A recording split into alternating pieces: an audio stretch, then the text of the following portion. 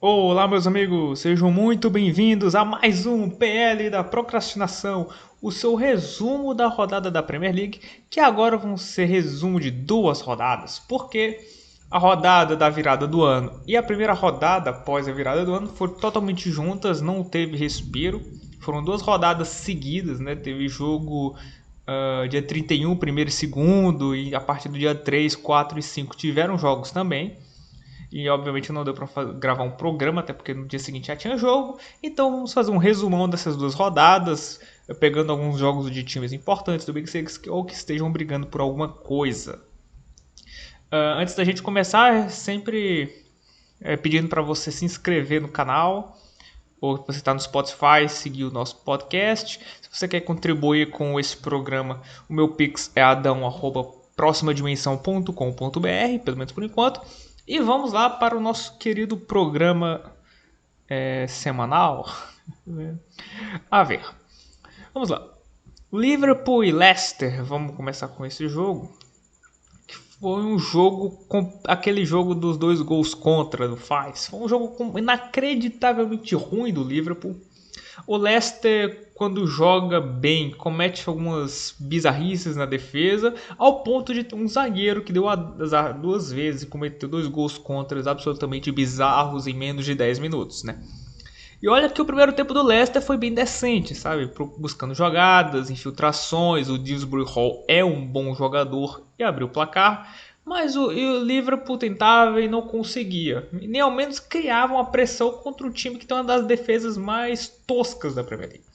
É claro que se deu uma performance muito ruim do Darwin Núñez, que teve mais chances e desperdiçou mais jogadas ainda.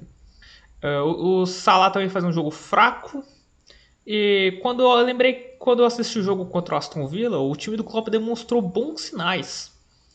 E agora com a peça a menos, que foi o Fabinho, que defensivamente é um caos e ofensivamente quando o time não está num dia bom pode esquecer. Ou seja, quando a gente tem a falta de um Fabinho ou quando o Fabinho vai mal, é um caos. Certo time não existe sem um Fabinho. Lembra, tipo, o Casimiro no Real Madrid. Se o Casimiro ia mal, o Real Madrid ia mal. Aí você soma dois gols perdidos entregues pelo adversário, que foi o caso do Leicester, que teve gols perdidos inacreditáveis também. E os 3 pontos vieram e eu acho que está na hora do técnico alemão, o Klopp, começar a repensar esse time para o prosseguimento da temporada. E até mesmo o confronto contra o Real Madrid na Champions League. Com esse futebol, pode esquecer. O Real Madrid vai ganhar com folga. É também verdade que no penúltimo confronto contra o Real Madrid estava em uma fase e conseguiu arrancar as vitórias contra o Liverpool, isso na pandemia, né? Que o Liverpool também não estava legal, jogando com uma dupla de zaga diferente a cada jogo, mas o Liverpool era um time melhor, né? Mas o Real Madrid acabou saindo vitorioso daquele mata-mata. O Real continua na rodada da virada do ano. O Wolves perdeu para o United de 1-0, que foi um jogo duro de assistir, a bola chorou, foi um jogo totalmente burocrático. E o Wolverhampton, como sempre, com a intenção inicial de travar as principais peças de criação do adversário. E o Manchester United era o arame liso, mal chegava no ataque e quando chegava algum dos seus pontos tiveram uma noite infeliz. Principalmente o Anthony Garnacho. O Anthony não está fazendo uma boa temporada, ele custou muito caro. O pessoal ainda tem paciência, é claro, mas assim, mais um dia infeliz, né, do Anthony. O Garnacho, que depois da Copa do Mundo ele não está com aquele pique, aquela boa fase que ele estava antes da Copa. Eu acho que aquela empolgação que ele queria ir para o Catar acabou não indo. E o jogo foi decidido em dois momentos, quando o Rashford entrou em campo e decidiu o jogo. E o De Gea também salvou com a defesa queima-roupa. Um grande mérito do Ten Hag é recuperar o bom futebol do Rashford, que estava perdido em algum lugar antes da pandemia, certo? O Rashford é um jogador que começou muito bem, eu sei que bateu 2020, o futebol dele sumiu, e acabou que tá lá 2 anos, que ele não tem rendido bem, jogador de reserva, até foi para o Catar, fez uma boa Copa do Mundo, mas ele está se destacando depois da saída do Cristiano Ronaldo. Eu imagino que o fato de você ter um Cristiano Ronaldo no elenco tenha dificultado um pouco as coisas para o Rashford. Mas assim, ele está muito bem. É um dos bons pontos desse trabalho do Ten Hag. O Manchester City, ele ganhou, né? Ele acabou de ganhar contra o Chelsea, a gente vai falar daqui a pouco, mas ele empatou com o Everton, um dos times mais toscos dessa temporada. Porque o City começou muito bem, pressionando, e às vezes quando o Manchester City está jogando contra esses times menores, ele dá uma pane. Dá uma pane em algum momento do jogo, e se o adversário ele conseguir capitalizar essas panes, essas dormidas, ele consegue pelo menos um empate ou uma vitória, como foi o caso com o Brentford.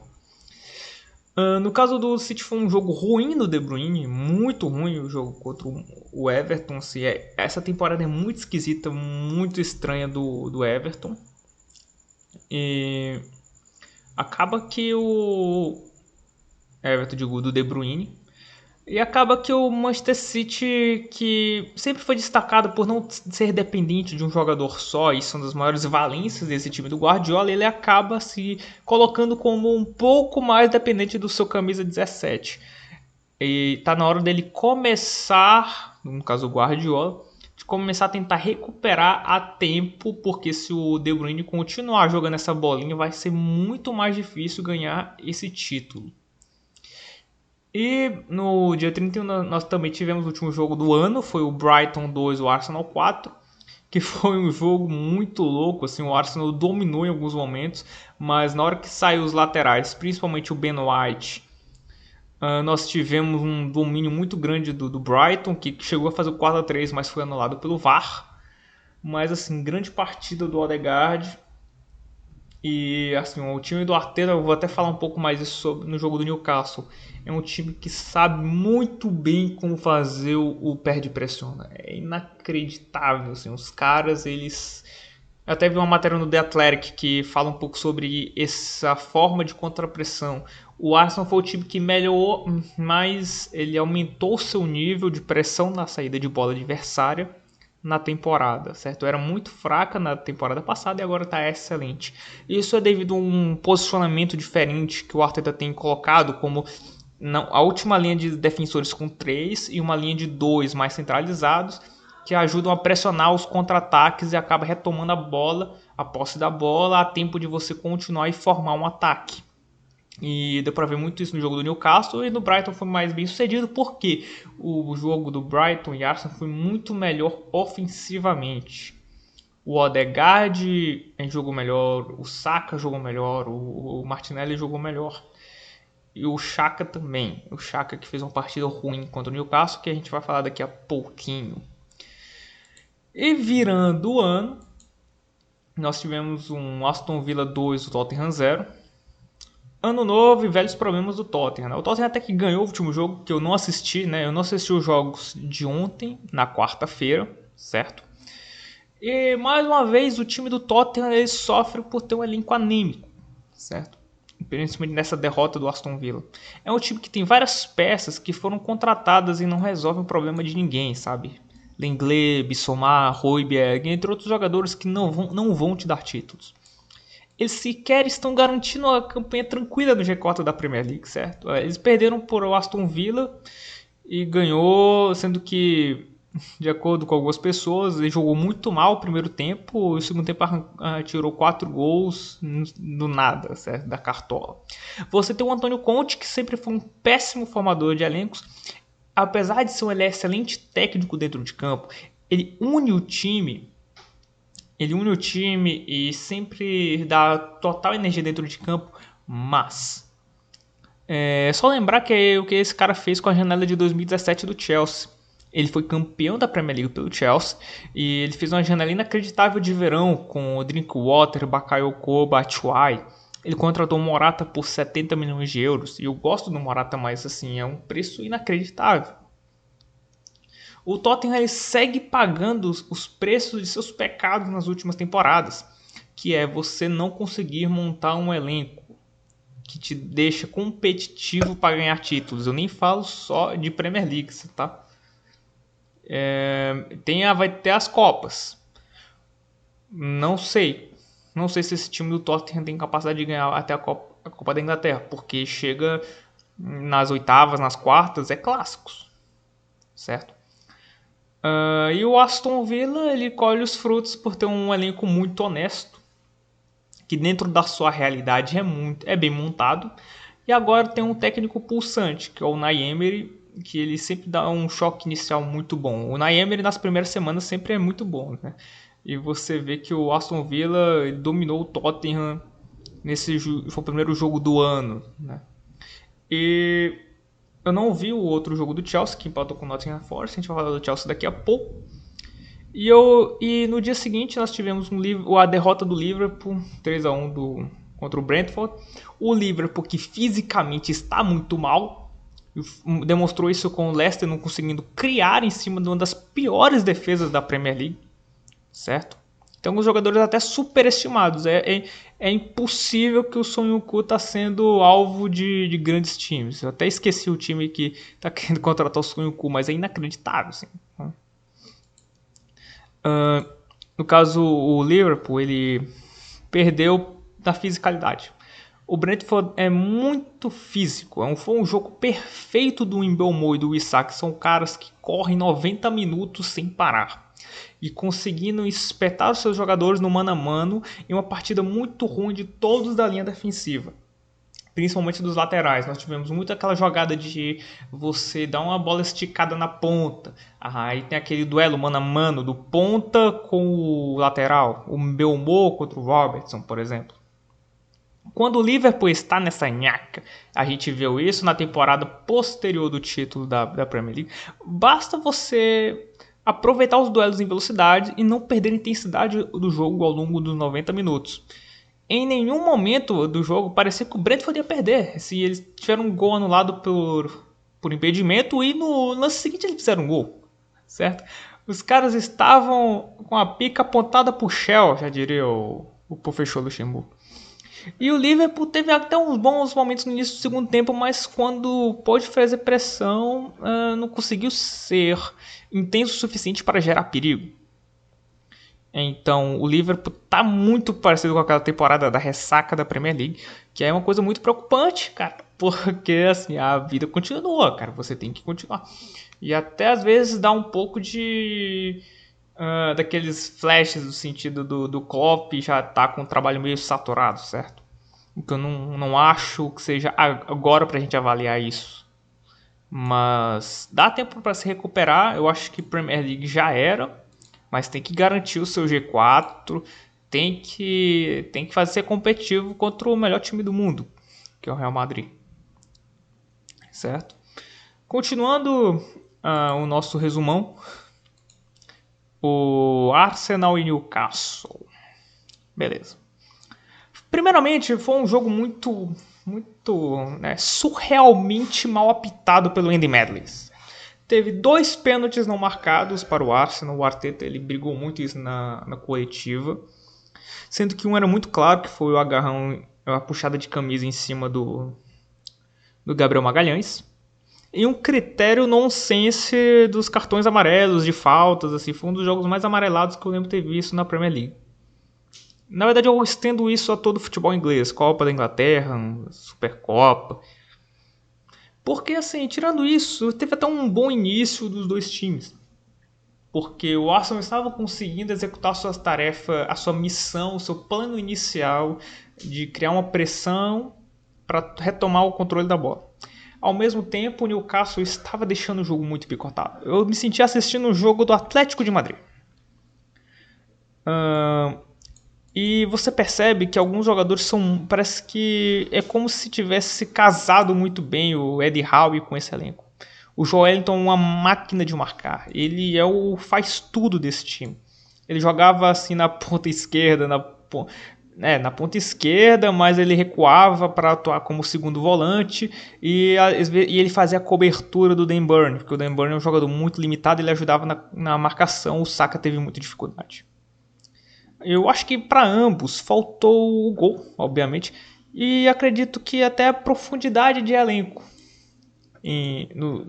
Porque eu não sinto que esse time do Newcastle tem boas peças ofensivas para mudar jogos. Eu li isso também num artigo do The Athletic, de um cara que cobre o Newcastle. Ele fala o seguinte, que o Eddie Howe está tentando convencer os diretores do Newcastle a contratar jogadores de game changing, de mudança de jogo.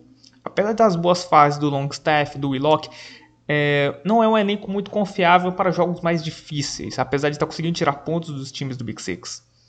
Então você percebe que é um time que tem algumas peças no banco, o Sam Maximan que está voltando agora, mas você tem um meio campo mais criativo para auxiliar o Bruno Guimarães. O Bruno Guimarães que fez uma partida fantástica.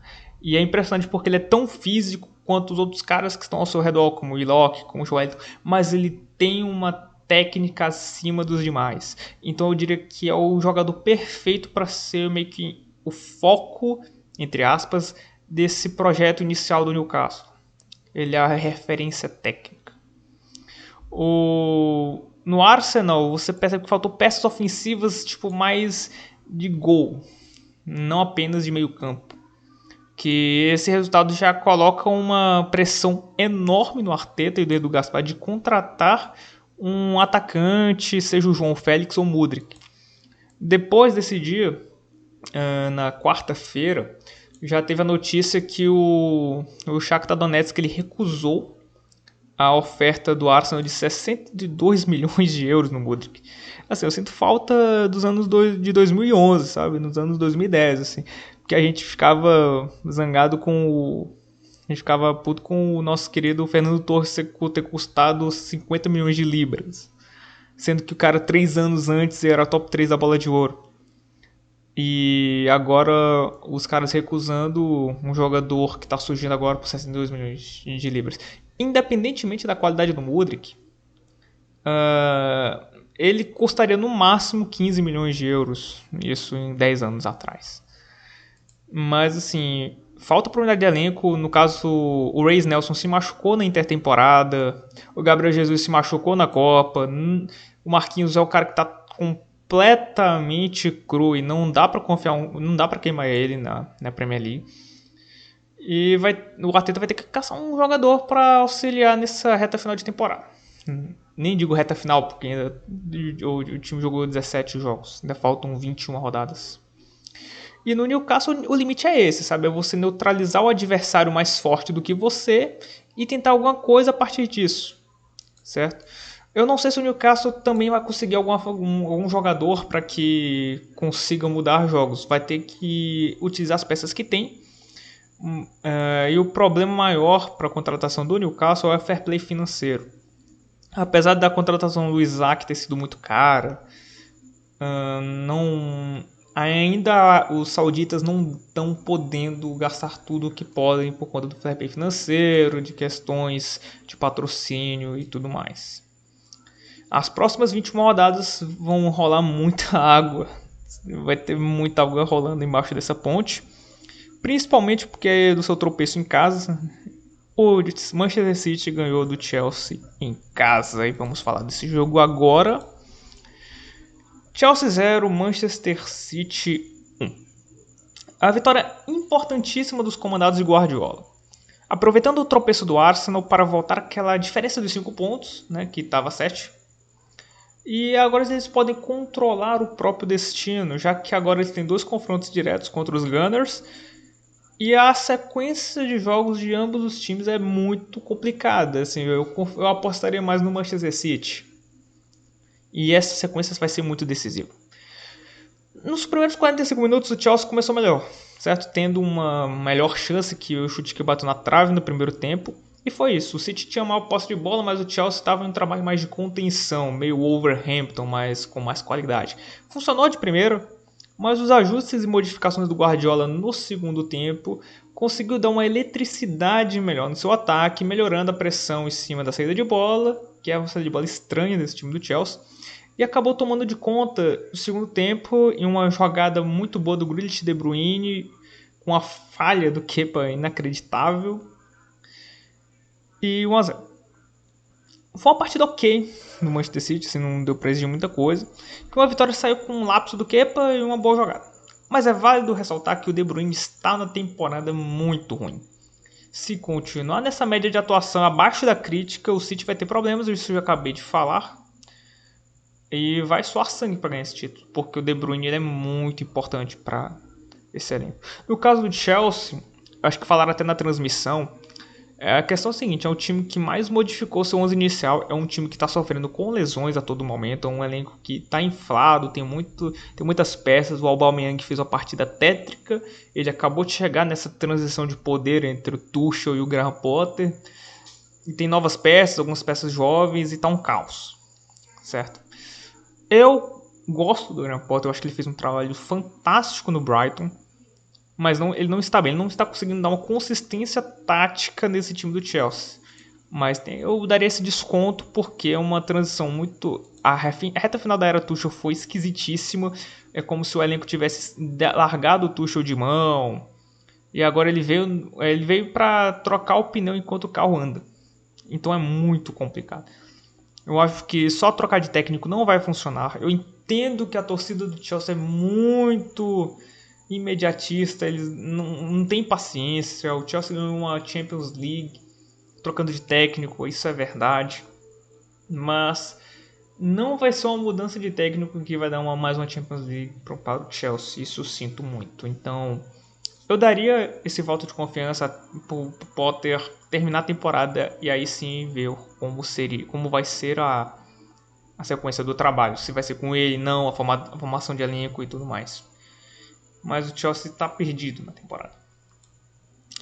Pois é, pessoal, agora a gente vai dar uma situação do campeonato, certo? Vamos falar um pouco dos jogos do Arsenal, que vai ser, e do City. Pelo menos dar uma analisada um pouquinho aqui na tabela, também a gente vai dar uma olhada na parte de baixo, e vamos lá.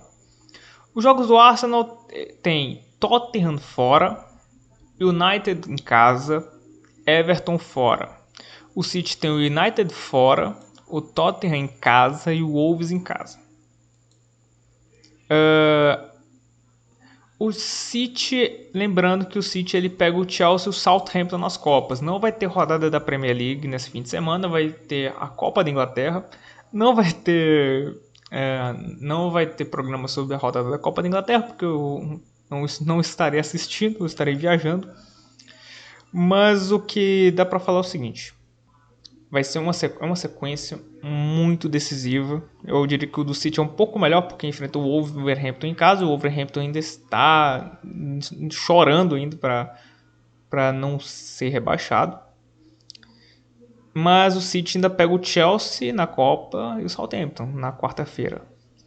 Então vai ter que rodar o elenco, claro, mas eu não sei se o City vai com o time todo reserva. E mesmo se for o time reserva, são jogadores recorrentes. Então o Guardiola vai ter que pensar como é que vai abordar esses dois jogos. Só tempo dá para botar todos os reservas, até os reservas dos reservas. Mas o Arsenal não joga a Copa da Liga, ele vai jogar contra acho que o Oxford na segunda-feira, 5 horas da tarde. No caso do Manchester United, está com os mesmos 35 pontos do Newcastle, só que com um jogo a menos. Então o time do Ten Hag pode assumir a terceira colocação. E vai enfrentar o Manchester City. E pode até se aproximar nessa corrida contra o título. Pode ficar 1 ponto do City a 6 pontos do Arsenal. 5 pontos do Arsenal.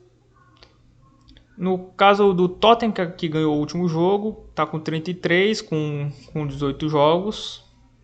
É uma briga particular com o United, está tudo muito embolado. Por exemplo, o Newcastle tem 35 pontos, está em terceiro, o United em quarto com 35, o Tottenham com 33, com 18 com um jogo a mais, o Liverpool tem 17 jogos com 28 pontos, e esse já está com 5, mas pode aproximar. Então essa briga pelo G4 ainda está dando forma. Na zona da degola, o West Ham empatou com o Leeds 2-2. Eu não assisti esse jogo, mas eu vi 30 minutos desse jogo. Foi um jogo até interessante. E não dá para o David Moyes continuar, sinto muito. Mas está com 15 pontos, o Everton com 15. mesma pontuação. O Bournemouth tem 16, esse sim é um dos times inacreditavelmente que não está ainda no Z4, no Z3, eu não sei como. O Wolverhampton, que é um time que não vai, mas eu imagino que a tendência é melhorar, com 14 pontos. E o Southampton, que é o pior time da temporada até agora, com 12 pontos. Mas está tudo muito próximo, acho que até o Leicester ainda há um perigo de briga pelo rebaixamento. É isso, pessoal. Nós chegamos aqui na reta final do nosso PL da procrastinação, nosso quarto episódio. E não vai ter o próximo da Copa da Inglaterra. Até posso fazer uns episódios, mas vai ser mais na frente, quando chegar nas quartas, semifinal. É isso, pessoal. Espero que vocês tenham curtido nesse resumão de duas rodadas. Já estamos chegando a 25 minutos. E até a próxima.